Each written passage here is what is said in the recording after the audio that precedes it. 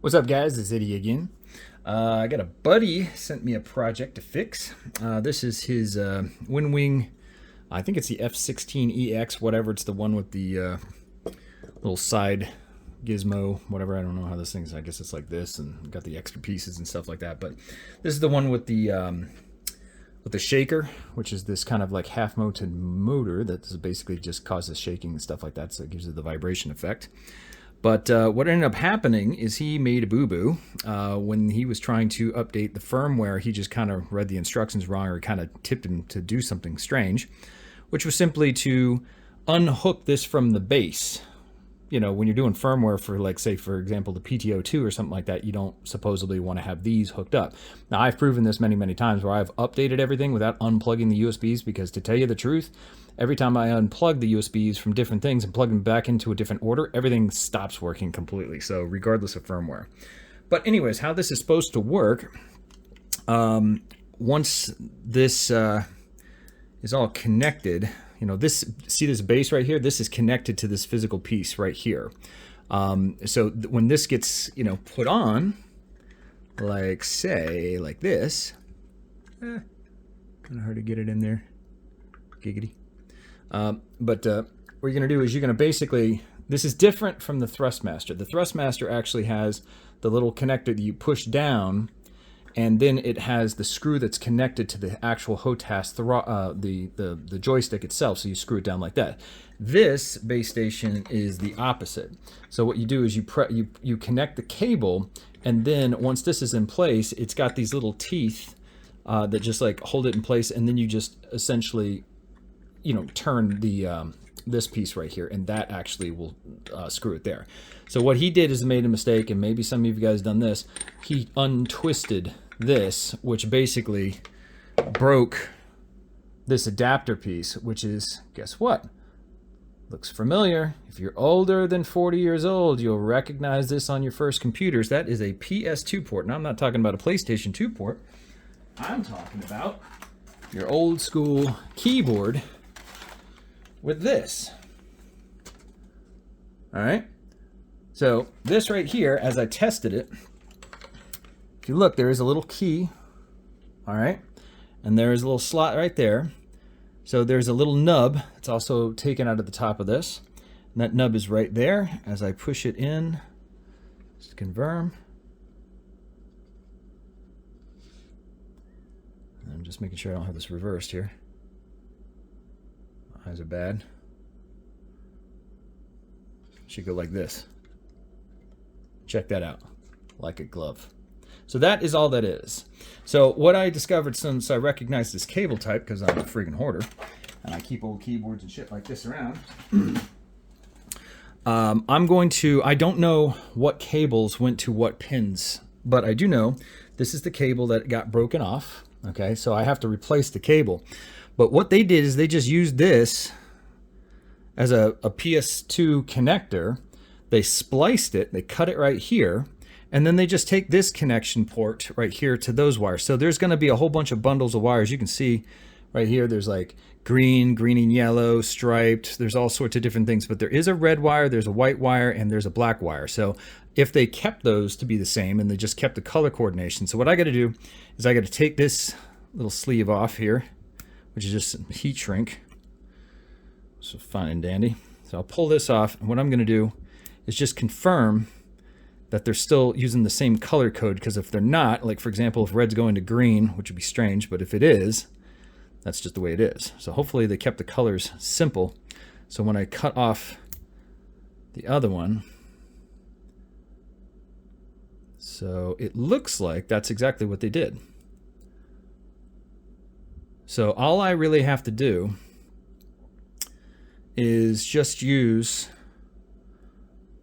I can just extend, I'm just going to cut this out, just use it as extension cable, and then I'm going to slice this off and just kind of galvanize this guy and just repurpose it, and this keyboard will be crap and I can finally throw it away, but I don't ever use it anymore because everything is USB. I'll just cut this piece off, just make sure I have enough length, you know what I mean, to screw around if I have to, but then I can just put this adapter on there, and then once I've got that, I should be able to plug his stuff back in and send it right back to him. So right on, I'm gonna go ahead and cut this out and test the wires and see if I can, and we'll come back. All right, so you can see right here that the wires are in fact the same wires. So they just, whatever the red, the black, and the white are just going to these particular connectors. Now this is a really simple kind of a connector that's, you know, just right here. So all I need to do is just use these wires that are going to go into that other port. I just need to splice them. That's it. So I just need these wires, and then I can just kind of solder them and go through that whole DAS, and I can just actually pull them out. I don't even need this crap anymore. Get rid of all the other wires here, and then that's it. So I just took them out of the sheath. So I know that those are the wires that are actually being used. So when I cut, goodbye keyboard, and you're dead. So I should have all of the same cables. So again, that's my adapter. That's what got broken when it got twisted. This whole thing just kind of snapped, which is kind of bullshit when you think about it, but whatever. We'll make it work. So we just need to just cut a little bit of the sheath off of this. Ah, shit. Oh well. Well, I don't know if this is going to work now. I think I trashed this for nothing. I don't know if these are going to go there. Now, I just be forewarned, I plugged this into, and I didn't think it was going to make a difference because I thought, well, this does have like a circuit board, you know what I mean, with stuff, you know, connected to it. It doesn't mean that it's really got any kind of intelligence on there. I don't see any like chips or anything like that. They're really just kind of like it's a board with components, but I guess if there was stuff that was connected, it's just mini boards. That's all it is. But there is some components like there. You got some circuit type stuff. So I think what I'm going to have to do is just bite the bullet and buy this type of a cable and make sure that it's got all of the actual wires for it. And that's that. So, damn, I thought that was going to work. But I can't confirm because the pins on this, I can't touch them with like a multimeter and touch the inside of that to touch, you know, to see which one is which, because they're so, you can't barely see in there, but I mean, they're buried. So, frickin' frack 'em. All right, well, I know it's a mini DIN cable, so we'll go ahead and order that sucker on Amazon, and they'll just have to wait a little longer. All right, so we got this cable in the mail. It's basically just a 6-pin DIN cable, which is the exact same thing as the keyboard cable. But again, when I cut that cable, the only had 4 wires that were actually in the cable, so some of the pins weren't actually being used, even though there were 6 pins. It's just, well, I guess they were saving money on the cable, and they never had it factored. That's the way they did it. But anyways, I just used the continuity test, checked all the pins all the way around, so they would assume that however you're going to program this cable, you'd have to have the use of all 6. So this will definitely fit into the slot, but I can, hopefully when we get in there, the wires are going to be the same color code. That's the real trick. But I would assume just manufacturing standards would be the same, but this is the trick. So it's a $9 test that we can get this thing to work, and hopefully it'll just start working again. But Andy was able to check out the, they do have a version 2 cable that just plugs right into the socket, and he can buy that. So if this fails, we can just go that route and just do this, but hopefully this is a $9 fix. The things I do for my friends. So unfortunately, this is not the same color code configuration, and because of the adapter was completely snapped off, there's no way to tell which pins they were actually using from that, because the adapter piece was broken off, and so I don't know which pins they were using, even though there were 6. And these colors don't match up. There isn't even a white one, so I don't know which is which. There's a black, there's a red, but I don't know if it was green or this or that. So I guess what I'm going to have to do, and there's just no other way to do it, I'll go ahead and just plug this into the actual port, plug it into the 3 wires, and then just basically bridge off of those other 3 wires to see which pins are being used. And I can just kind of do process of elimination, and then I can just use this as the final piece. I can figure it out, but it's just going to take me longer than what I thought. I wish they'd just use the same manufacturing, but they're not, so pain in the ass.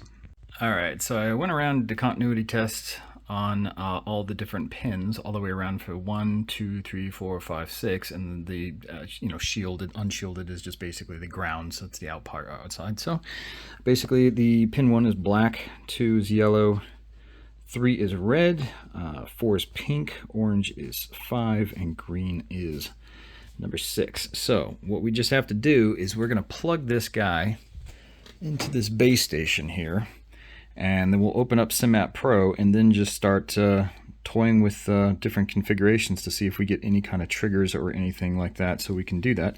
And then once we know what the black, red, and whatever the these particular things are, I'll start just bridging them together with some alligator clips and seeing if we can just push some buttons and see if we get any kind of registry out of this. So this will be fun. Alright, so I got the SimApp Pro open and we've got the base station hooked up, and all we're basically doing is we're just testing to see if it does work, and the unit itself, the base station, works. It's fine. It's got the pitch and roll and all that stuff like that. So now what we have to do is just one by one connect these and see if we get any kind of, I guess we need to go to calibration, test, no. Firmware calibration. So I don't know that red is going to be red and black is going to be black. I'm just assuming that, but those could be totally wrong. So we do have to figure out the 3, and then we have 6 total choices, and so that's a lot of different combinations because you got to run each one, and there's combinations of that, so that's in the thousands of difference in combinations. However, this is only going to be using 3 because it's only sending 3. At least that's what I think. It may not be true. Well, no, it is, because that's the final step, because that's the thing that goes actually into this thing. So if I can figure out what these are being used, then I can see which pins are being used, and then I can coordinate whichever colors, because I already figured out which the wires is for which pin. Then I can coordinate. So I got to take these 2 screws off, pull this plate out, and see what those colors are actually coordinated, and then I can figure it out. So I thought I was going to have a brilliant moment here, but unfortunately what I discovered is I took this piece off right there, and there was basically a hermetically sealed cable, so you can't see what's inside of it. Just like looking at that cable, you just can't see what's inside of it. So couldn't test it from there, but I thought, okay, well, there's 2 cable connecting here, kind of went and threaded the motor, so I saw that it's going all the way up there, and then I noticed there was 6 cables. Well, that doesn't do me any good because all 6 pins of this right here are connected to right here, but there's only 3 cables going. So the problem is I don't know which pin is which color, so I don't know which pin is being used and for which color. So the combinations of those, it would just take me forever, because if there was only 3 cables going into that, I could actually just take them out, test the pins right up on top of the continuity what's going into the board, and just figure out the color combinations. But I'd literally have to hook up, and I don't even know if I'd have to restart the software for it to work, but I'd have to hook up every single one of those cables and every single configuration for each one of them to see if I could do that. Or I could just have Andy just order the part, get it here in a few weeks, and then just hook it up and be done with it. I think that's what I'm going to end up doing, because this is stupid. And it's just all due to that one little piece, if that one little adapter piece that's at the end, this thing right here. If I could see where those red, black, and white cables were connected inside here, I could test that and that'd be done. But I have no idea what it is, so I think this is a loss for me. Hooray! We got the freaking cable. All right, here it is. This is the unbroken version, but what I couldn't do, just because there are literally thousands of possibilities, is figure out which cables go to what pin. And so what we're going to do is we are just going to go ahead and use continuity test and see. Let's start with the red cable here.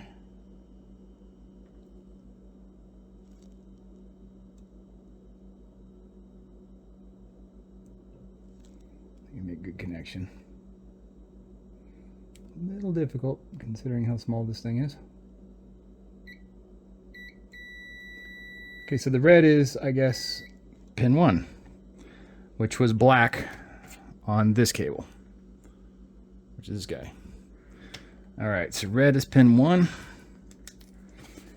equals red. And then we're going to go to white is the next one.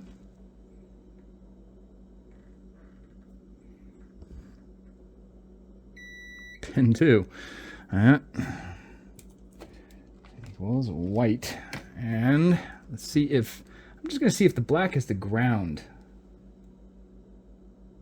No, black is not ground. Let's see, black is pin 3. Well, that's as simple as it gets. Black. Okay, so this cable should be very, very easy to replicate. Essentially, I can make another one of these right here. So if I was to use the black, the white, or no, I'm sorry. Yeah, the black, the yellow, and the red, and then all these other cables pretty much get buried. So I actually can snip those right here because I don't need them. And we'll do that because I'm very, very interested to see if I could just make another cable and make it work. And that's the idea. So we just had to have the color combinations, but you can see how you know, black being red, yellow being white, and then the red being black. You know, it's like that would have taken me forever to figure that out. I was trying to breadboard it, just didn't give me the combinations that I wanted. And the funny thing is inside, as you can see in the video, there was 6 wires that was taken from this. So potentially they could use it for other things, or the base could be for other different things, and they could have more pins being available. But this particular cable only used those. So I'm going to create off the other cable, wherever that is. I'm going to find it, but I've got to go ahead and make the connections to this, and I'm going to go ahead and solder in, put those things together, test this cable to see if it actually works. Okay, so as we were saying, black goes to red. So the black goes to red. We got to make sure it's this guy. Yep, okay, so black goes to red.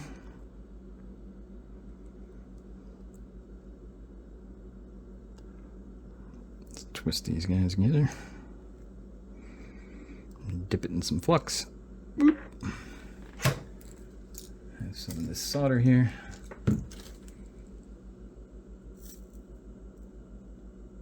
right. Okay, the yellow goes to white.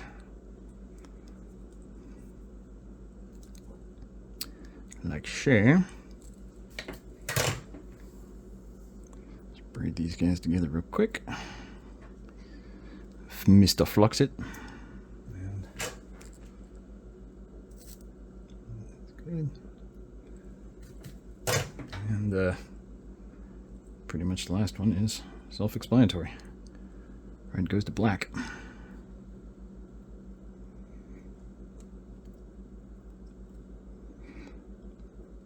All right.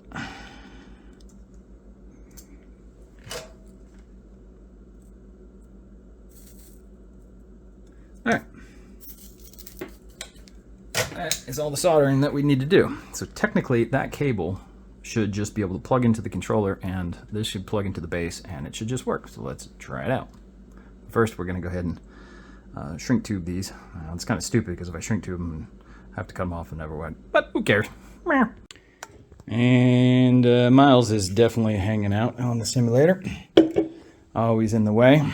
But he's kind of fortunate enough to be able to do all this. Now, I think the base. Where's the base? I gotta find the base.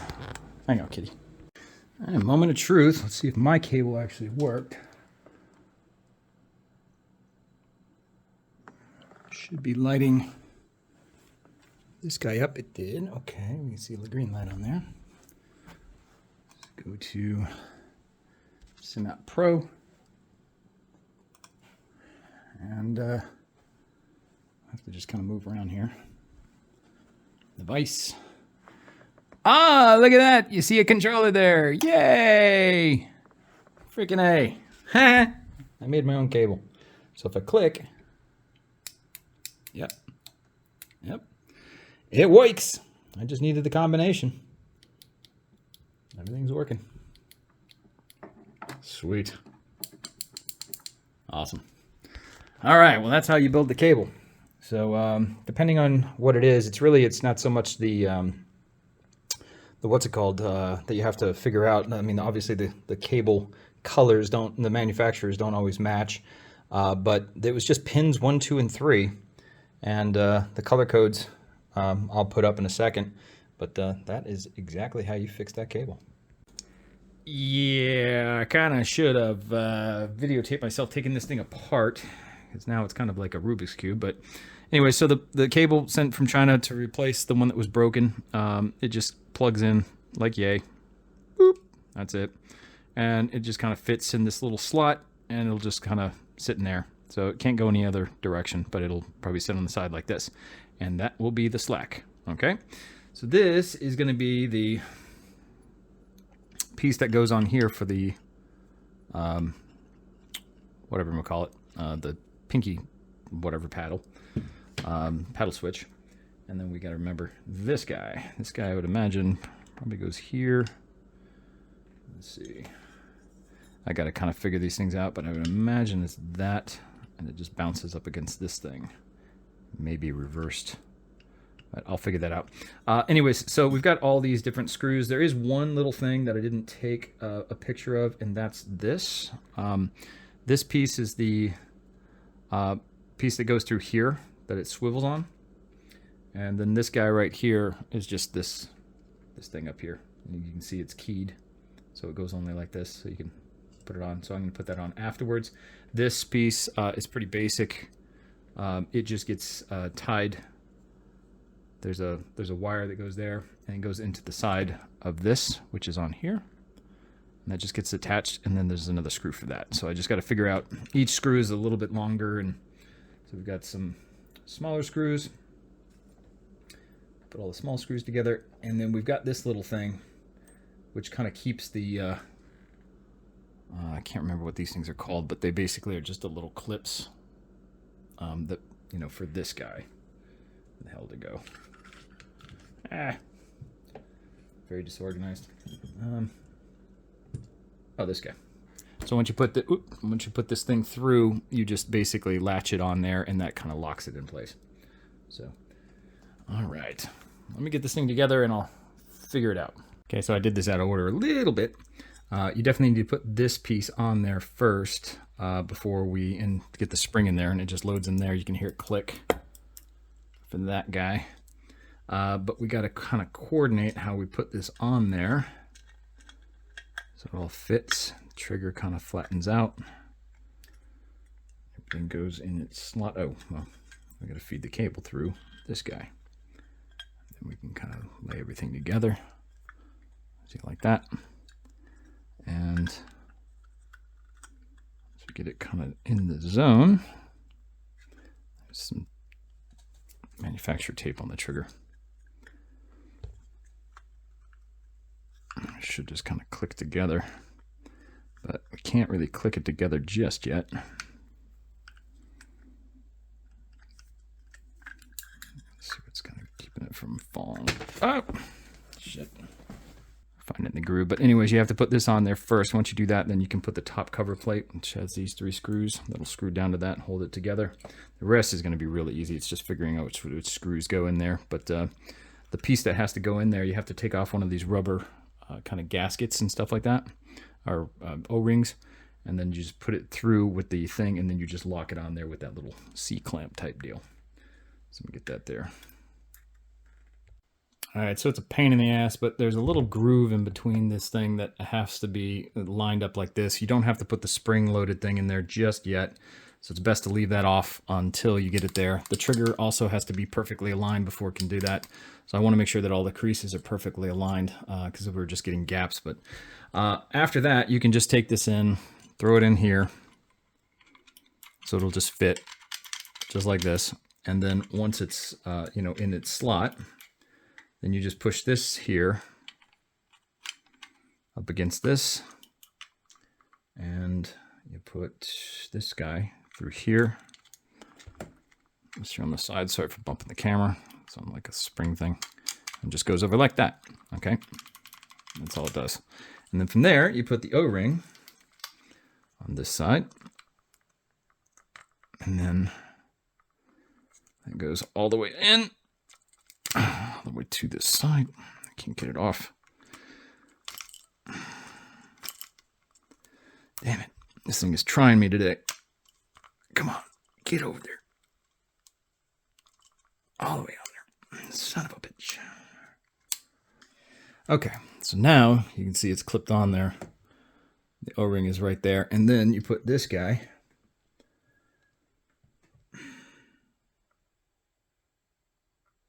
That clips onto that.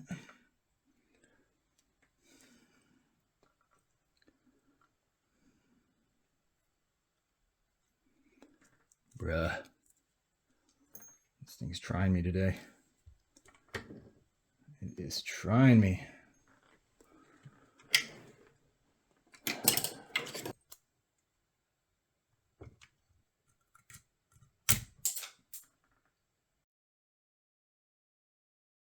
All right, all the buttons are working. Axis is working. Buttons, triggers, pulls, everything like that. Looks like everything is good to go. So, gotta get this in the mail.